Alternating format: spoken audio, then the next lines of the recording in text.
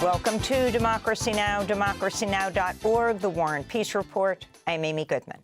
A federal judge in Vermont has granted bail and released from ICE jail Palestinian Columbia University student Mohsen Madawi, while he challenges the Trump administration's efforts to deport him for joining protests against Israel's assault on Gaza.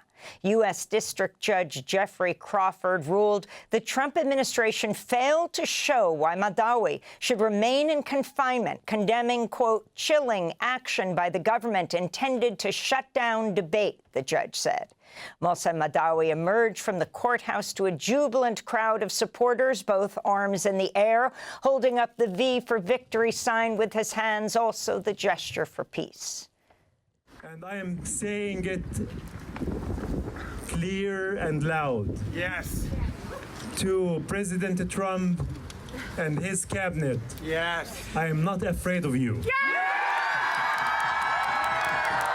Mohsen Madawi also asked the crowd to join him in singing We Shall Overcome. Madawi was jailed by ICE in April after appearing for what he was told would be a naturalization test. He was a lead organizer in Colombia's Gaza solidarity protests, the former president of Colombia's Buddhist Association. We'll get the latest on his case after headlines with a member of Mohsen Madawi's legal defense team. Israel's military is continuing its unrelenting attacks on Gaza, killing at least 18 Palestinians today. Israel's killed at least 2,300 Palestinians since it unilaterally ended the ceasefire in mid-March. More than 64,000 Palestinians have been killed since October 2023, and that number is expected to be a far underestimate. The assault continued as the UN Palestinian Refugee Agency, UNRWA, warned the lives of 1 million Palestinian children in Gaza are on the line as Israel's total blockade on the territory enters its 61st day. Some 3,000 aid trucks are lined up at Gaza's border but unable to enter. The blockade has compounded a healthcare crisis with no medicines or equipment entering Gaza and patients unable to leave for treatment elsewhere. This is the mother of a sick 3-year-old child being treated at Nasser Hospital in Khan Yunis.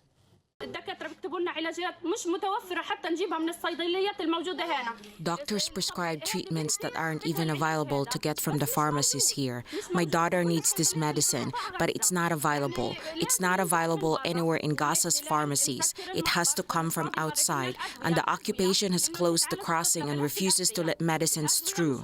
This comes as arguments continue at the International Court of Justice over Israel's obligations to provide aid to Gaza. A U.S. State Department lawyer Wednesday defended Israel's ban on UNRWA.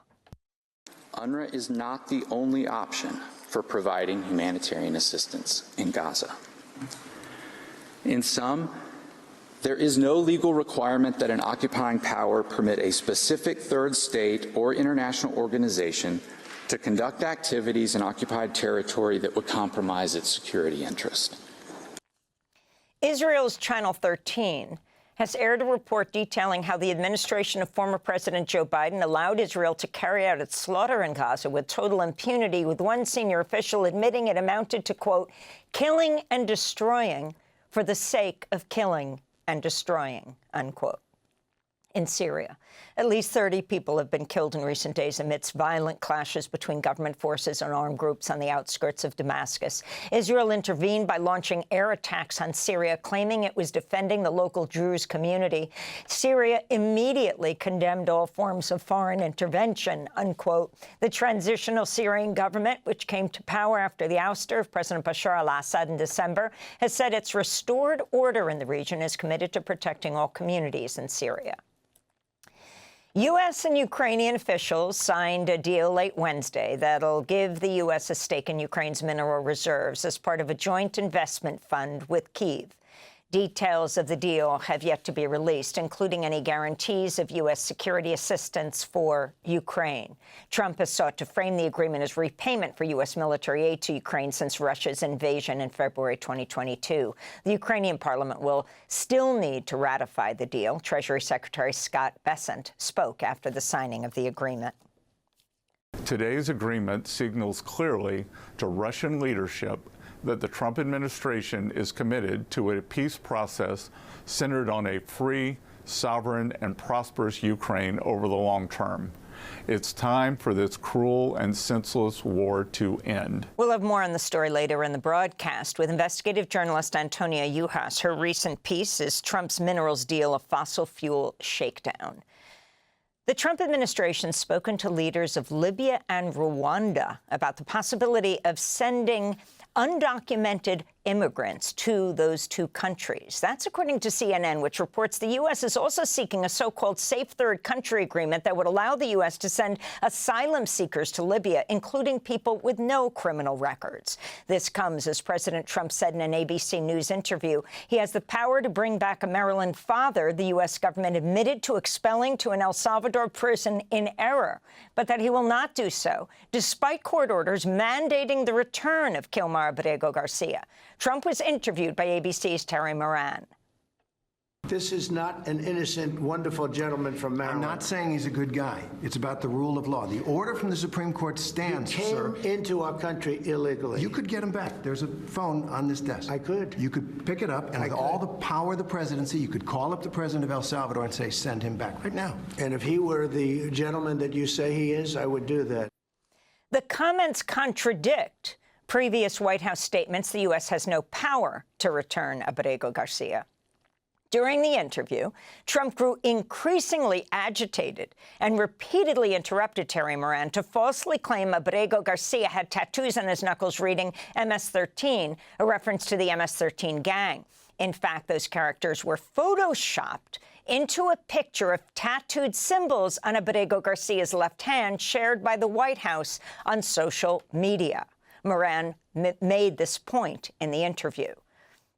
In Texas, a group of 31 Venezuelan men facing possible deportation to El Salvador's Sicat prison, notorious for its torture and human rights abuses, used their bodies to spell out a cry for help Monday after they spotted a news drone flying above the immigration jail where they're being held. The men formed the letters SOS in a human formation in the courtyard of the Bluebonnet Detention Facility, which is operated by the for-profit Management and Training Corporation. A federal judge in Miami has ordered Florida police departments to stop deputizing officers to act as immigration enforcement agents. U.S. District Judge Kathleen Williams' order came as she prepared to issue a preliminary injunction against a new state law that makes it a misdemeanor for undocumented immigrants to enter Florida by eluding immigration agents. In California, a federal judge has issued a preliminary injunction barring Border Patrol officers from stopping people without reasonable suspicion that they're undocumented and preventing them from making warrantless arrests unless they have credible evidence a person is likely to flee. The injunction follows reports that Border Patrol agents carrying out raids in California's Central Valley rounded up day laborers and farm workers, regardless of their actual immigration status, rather than fulfilling their mission of arresting immigrants with serious criminal backgrounds. In Burkina Faso, thousands of people rallied in support of the interim president, Ibrahim Traoré, on Wednesday after military rulers said they foiled a plot to overthrow his transitional government. He seized power after a 2022 coup and moved to end military ties with the former colonizer France. Protesters also condemned recent comments by General Michael Langley, head of the U.S. military's Africa Command, who accused Traoré of using Burkina Faso's gold reserves to benefit himself rather than the people. This is a protester in Ouagadougou.